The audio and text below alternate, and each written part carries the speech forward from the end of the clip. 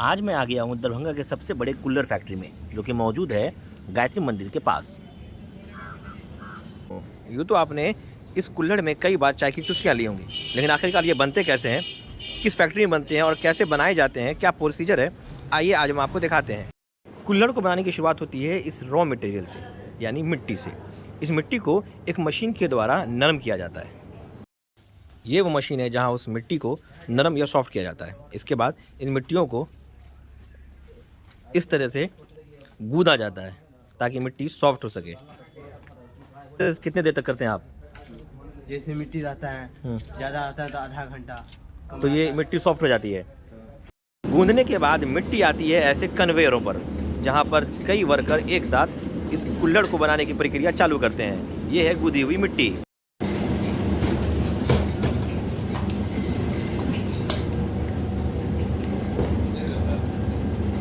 तो यहाँ चिकनी मिट्टियों से तैयार हो रही है कुल्हड़ कन्वेयर बेल्टों के द्वारा इन मजदूरों से।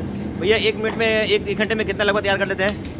कम से कम 500। एक घंटे में 500 बना लेते हैं। तो इन मशीन को कन्वेयर बेल्ट के द्वारा एक घंटे में लगभग 500 कुल्हड़ तैयार किए जाते हैं। उसके बाद इन सांचों में जिनमें कुल्हड़ बनी रहती है, इनको डाला जाता है सूखने के।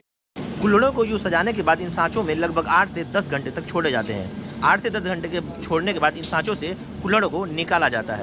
ये देखिए, इन सांचों में से इन कुल्हड़ों को निकाला जा रहा है, जो कि अब पूरी तरीके से सूख गए हैं। लगभग 8 से 10 घंटे के बाद कितने समय लगता है इनको सूखने में सांचों में?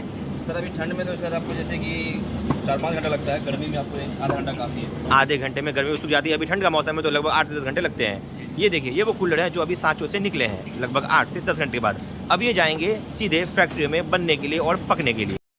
ये देखिए, पकने के बाद फिनिशिंग से पहले इन कुल्हड़ों को धूप में सुखाया जाता है।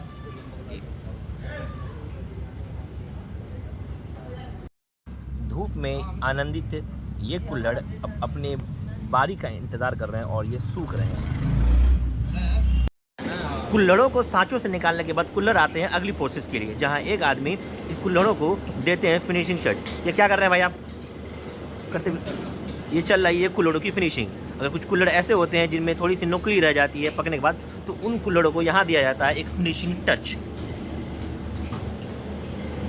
पकने के बाद ये कुल्हड़ तैयार हैं अब भट्टी में पूरी तरीके से पकने के लिए। तो चलते हैं और दिखाते हैं आखिर कैसे ये कुल्हड़ पूरी तरीके से तैयार होने के बाद भट्टी में पकते हैं। तो कुल्हड़ को फिनिशिंग टच देने के बाद कुल्हड़ आते हैं इस भट्टी में, जहां लगभग उनको 8 से 10 घंटे के लिए पकाया जाता है तेज़ आंच और गर्मियों में। तो पूरे 13 घंटे के बाद ये निकला है हमारा माल उस भट्टी में से। देखिए, पूरी तरीके से बनने के बाद अब ये सांचे और ये कुल्हड़ तैयार हैं मार्केटों में चाय की दुकान पर जाने के लिए, जहां इसमें लजीज चाय आपके स्वाद को कर देती है डबल। डिफरेंट सांचों में डिफरेंट तरह के ये कुल्हड़ निकलते हैं। जैसे ये सबसे छोटा वाला कुल्हड़ है, इसमें लगभग 60 ml का चाय आती है, जो मार्केटों में आपके लबों और आपके होंठों से चिपकर आपको एक बेहद खूबसूरत, एक आनंदित चाय की टेस्ट देती है।